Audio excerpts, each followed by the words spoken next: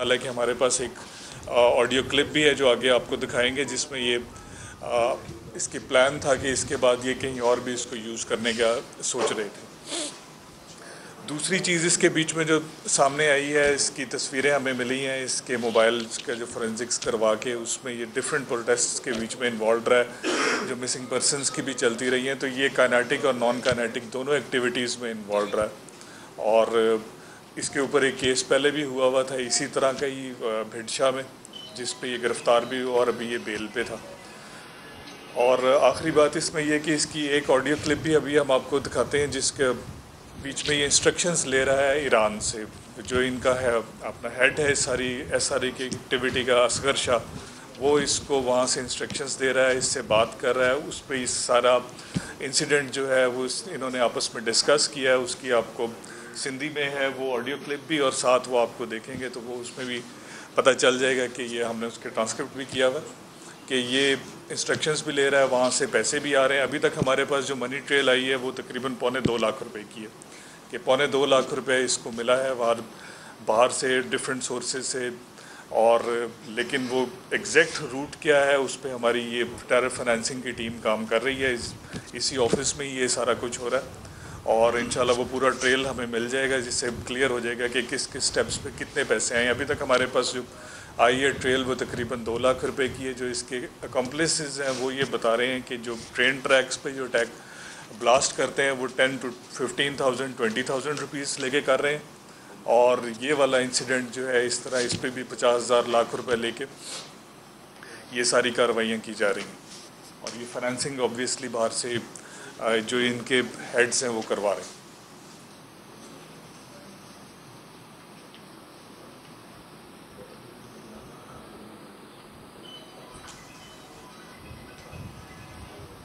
ये देखिए लड़का, ये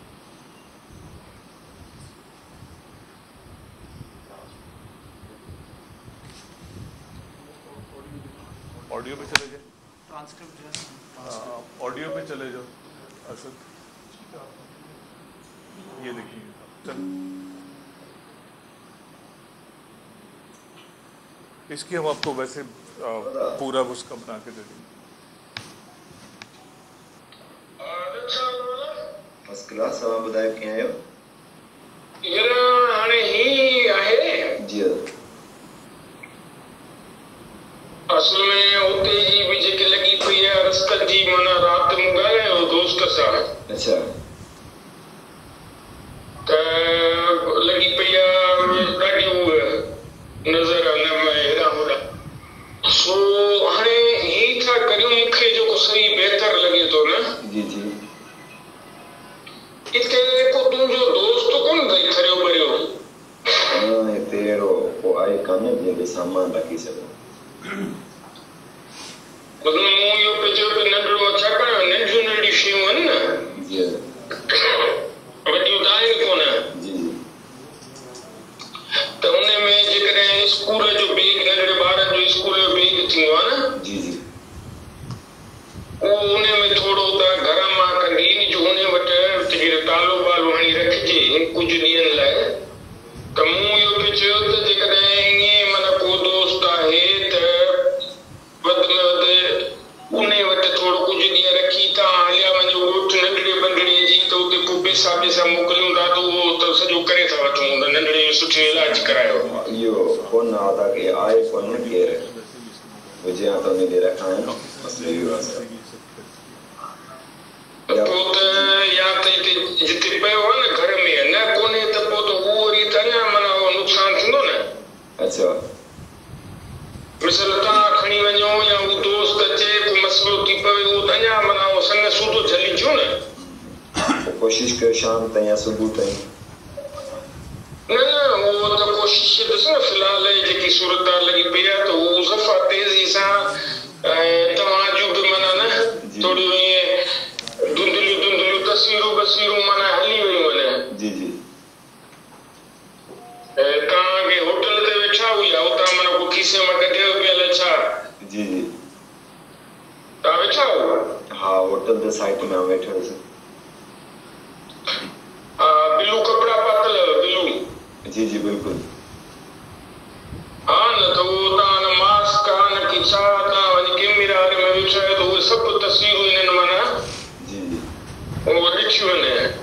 सही इन करे मां चवां थो त इहा त सफ़ा हू थी वेंदी माना जेकर वरी संग सूदो शेन सूदो माना जल्दी पोत माना सफ़ा वही न हर शइ जी सर बस हो गया सर लाइट जला दो नहीं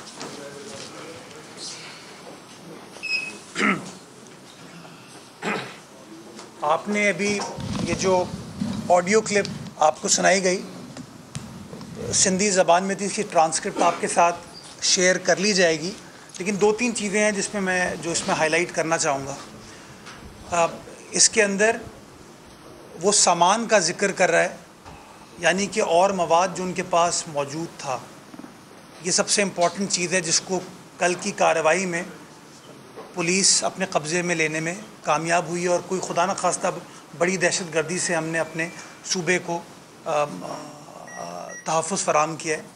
दूसरी चीज़ वो जो 12 मई का इंसिडेंट है, जो वीडियो आपको दिखाई गई जिसमें उसने नीले कपड़े पहने हुए हैं और वो होटल पे बैठा हुआ है जब वो ब्लास्ट करता है, उसके बारे में भी कॉन्फर्मेशन है कि हाँ वो नीले कपड़ों में था और असगर शाह ने गिला किया कि तुमने मास्क नहीं पहना हुआ था, कि तुम्हारा चेहरा इससे विजिबल हो गया।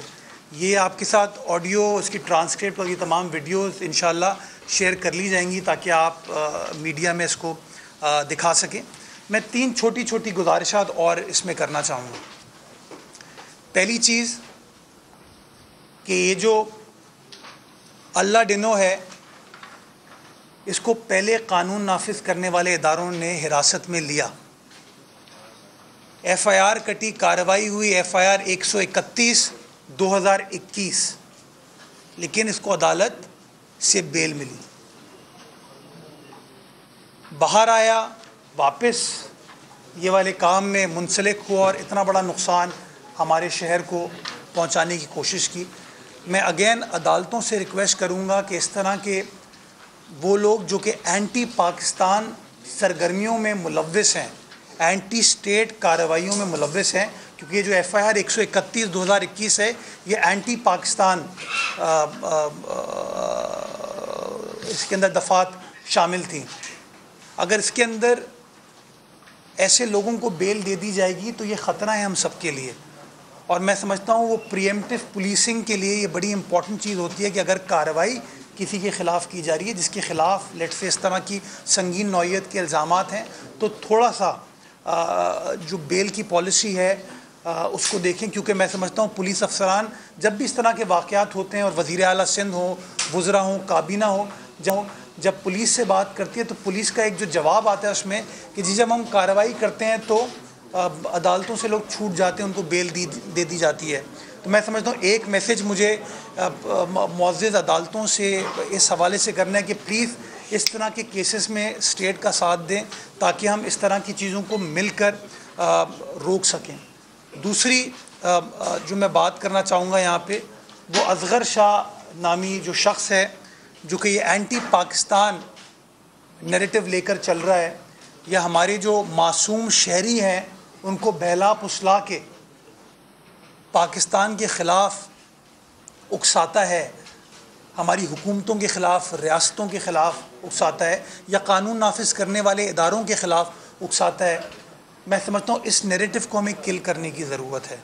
हमें इसमें मीडिया की मदद की ज़रूरत है कि हम मिलकर ये नैरेटिव तमाम TV चैनल्स के ज़रिए, सोशल मीडिया के ज़रिए एक आम आदमी को कन्वे करें कि इस तरह के लोग जो कि ख़ुद इस मुल्क में मुबैना तौर पर मौजूद नहीं हैं, जो ख़ुद यहाँ से फ़रार हो चुके हैं, वो इस मुल्क के, इस सूबे के, इस शहर के अमन को ख़राब करने की कार्रवाइयाँ करते हैं और उन कार्रवाइयों में आप मासूम लोगों को चंद पैसों की खातिर इस्तेमाल करने की कोशिश करते हैं, बल्कि मैं तो इस्तेमाल भी नहीं कहूँगा, मैं मिसयूज़ करने की कोशिश करते हैं। तो हम सबको बहैसियत ज़िम्मेदार कौम के अपना अपना किरदार अदा करना है। और अगर इसके अंदर मीडिया इस नैरेटिव को एक आम आदमी को कन्वे करने में हमारी मदद करे तो मैं समझता हूँ ये जंग माजी में भी हमने जीती और इंशाअल्लाह एक बार फिर मिलकर इस जंग को जीतने में हम कामयाब होंगे। अगर कोई सवाल जवाब आप लोगों का है। बताइएगा कि जिस दिन ये धमाका हुआ कि शजील मेमन साहब आए,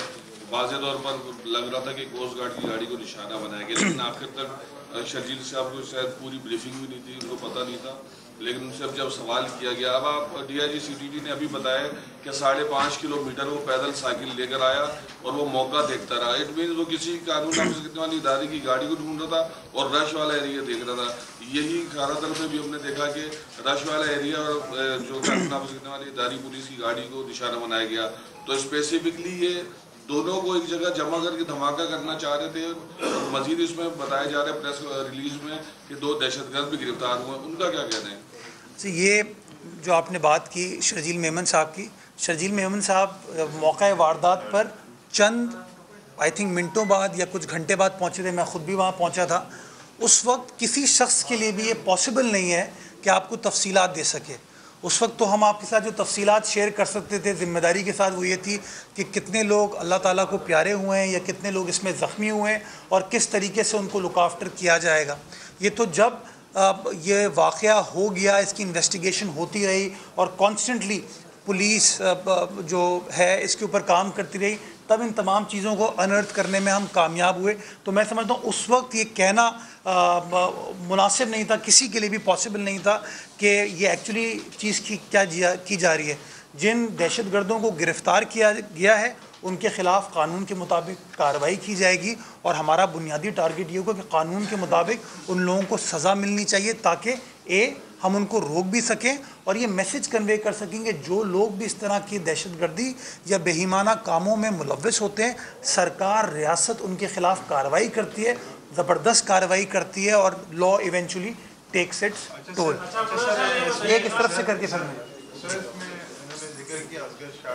ईरान से बैठे ऑपरेट क्या सिंध हुकूमत ने वफाकी हुकूमत से कोई राब्ता किया कि वो ईरान के साथ एहतजाज करे, उनकी ज़मीन पाकिस्तान के खिलाफ अफगानिस्तान में था, उसके बाद ईरान में। इस तरह के दहशतगर्दों का ना कोई ठिकाना होता है, ना कोई कौम होती है, ना कोई दीन होता है, ना कोई धर्म होता है।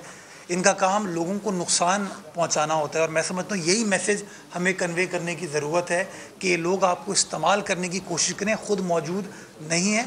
वज़ीर आला सिंध वफाकी हुकूमत के साथ कॉन्स्टेंटली इन टच रहें, हमारे इदारे वफाकी इदारों के साथ इन टच रहें और जैसा कि मैंने आपको शुरू में बताया था कि सब ने मिलकर एक जॉइंट एफर्ट करके ये कामयाबी हासिल की है। तो इंशाअल्लाह जो वफाकी हुकूमत की मदद चाहिए होगी वो भी मदद ली जाएगी ताकि टारगेट ये है कि जो लोग भी इस तरह का काम करें उनके खिलाफ कार्रवाई की जाए। ये करके मैं आपकी तरफ एक ही किस्सा ये बताइए कि ये जो मिसिंग पर्सन्स के नाम पे एहतजाज किया जाता है, ये ऐसे लोगों के लिए बताया जाता है कि बहुत ही सॉफ्ट टारगेट होते हैं जहाँ इन बेरोजगार नौजवानों को स्पॉट किया जाता है और उसके बाद इनकी रिक्रूटमेंट की जाती है और सब किया जाता है। इस हवाले से क्या सिंध हुकूमत कुछ करने में संजीदा है? देखिए, मिसिंग पर्सनस के हवाले से किसी महज़ब मुआशरे में ये कॉन्सेप्ट नहीं होना चाहिए और इस हवाले से लोगों ने अदालतों से भी रुजू किया, अदालत में भी केसेस सब जुडिस हैं।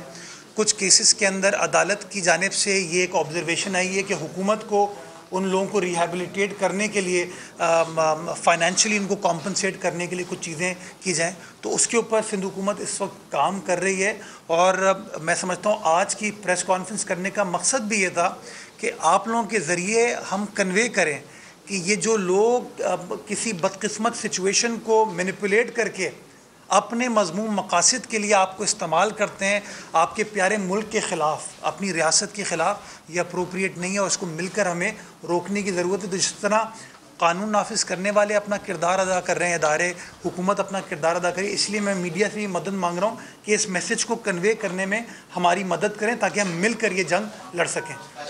ये इस तरफ करके फिर आपके साथ एक एक इस तरफ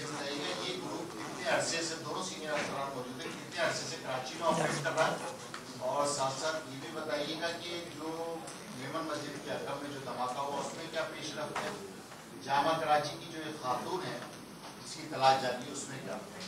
मैं जी अब तीनों चीज़ों पे बारी बारी जो आपने फरमाया इसका, इस इंसिडेंट का, इन ग्रुप्स के मुतालिक हमारे पास इंफॉर्मेशन जो चल रही है इंटेलिजेंस बेस्ड, वो यही थी कि ये लोग पहले इंटीरियर सिंध में हैदराबाद एंड बियॉन्ड आगे लाड़काना तक ये कार्रवाइयाँ कर रहे थे, जैसे मैंने उसमें बताया भी रेल ट्रैक्स में। लेकिन ये रिसेंटली बिल्कुल समझेंगे ये कोई इन लास्ट 1 मंथ इनकी मूवमेंट यहाँ पे दोबारा शुरू हुई है। इन्होंने देखा है ये बात कि सिर्फ रेल ट्रैक से जो हमारा मकसद हल नहीं हो रहा, तो हम यहाँ पे आके कराची में heart of the city general public को नुकसान पहुंचाएं और उससे जो है ज़्यादा दहशत फैलाई जाए। यही सारा उन्होंने पहले इसमें सदर में भी किया और अब ये खारादर मस्जिद के पास भी। जो खारादर मस्जिद वाला इंसिडेंट है उस पर काम कर रहे हैं, सब मिल के कर रहे हैं, इन्हीं के ग्रुप्स के ही ज़ाहिर है लोग हैं वो भी। उसमें हमारे पास लीड्स हैं, इंशाल्लाह उसकी भी बहुत जल्दी प्रोग्रेस हो जाएगी। जो कराची यूनिवर्सिटी वाला केस है उसमें भी डिफरेंट एजेंसीज काम कर रही हैं, उसमें टेक्निकल हमने एविडेंस भी ली है, बाकी लोगों को भी हेल्प ली है पंजाब से भी।